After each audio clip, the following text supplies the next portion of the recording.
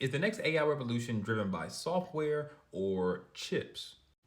Today, we're comparing two ETFs that represent these stories: IGV for software and SMH for more chip focused.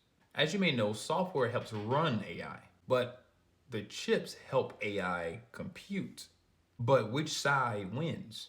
Now you have your software side with IGV. Main focus is, of course, software, services, cloud, enterprise apps. And you have the other side, the chips or the SMH ETF. It's more so focused on the hardware, like the chips, the equipment. I made a prior video to this saying I was going to be talking about it, and someone commented asking, okay, so how do both sides make their money? So let's talk about it. Now, when it comes to like ETFs like IGV and the software side, you got to think of companies like Microsoft, Adobe, Salesforce, companies like that. A lot of these companies make their money off of subscriptions. Yes, so customers pay monthly or semi-annually, which helps with predictable cash flow. So you have your subscriptions, you have like enterprise type contracts, and then you have making money from cloud and data. Chips, on the other hand, a lot of companies in SMH, they make their money very differently. Thing you can think of course, they're going to make money from simply selling their chips. At the end of the day, if we don't have any of the chips that are made, we don't have any AI. Another way they make money, think about TSM, manufacturing revenue.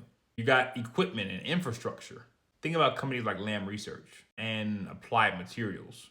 The thing about this, though, with the actual hardware is like once you have it, are you going to have to keep purchasing it?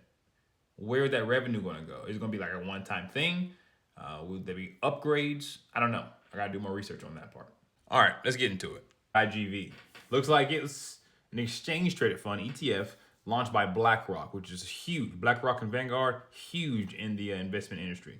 It seeks to track the performance of the S&P North American Expanded Technology Software Index. A lot of words.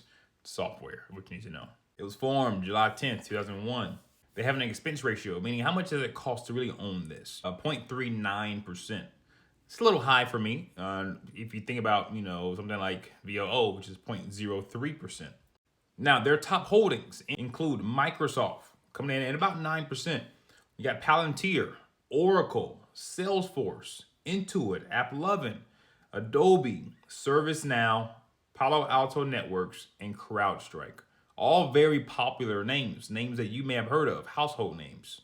This ETF does not currently pay a dividend. What you're probably looking for is the performance. The past 5 years, this is about 50%, which is not terrible, but if you compare it to SMH, they're up 247% in the last 5 years.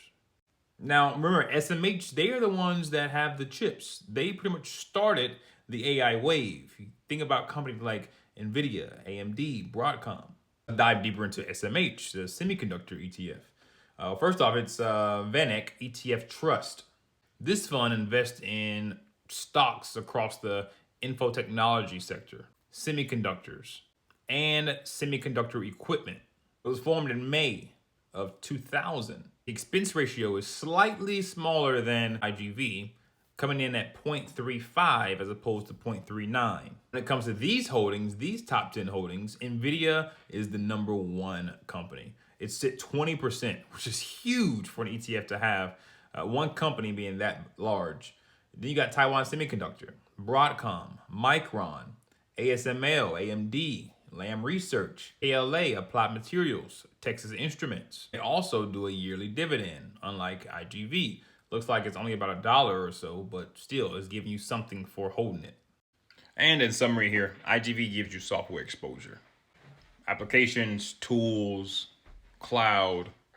SMH gives you the hardware that drives computing and AI. Both software and chips have their unique roles with AI.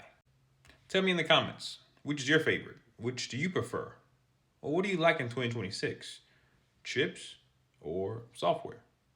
Have a great day. Peace.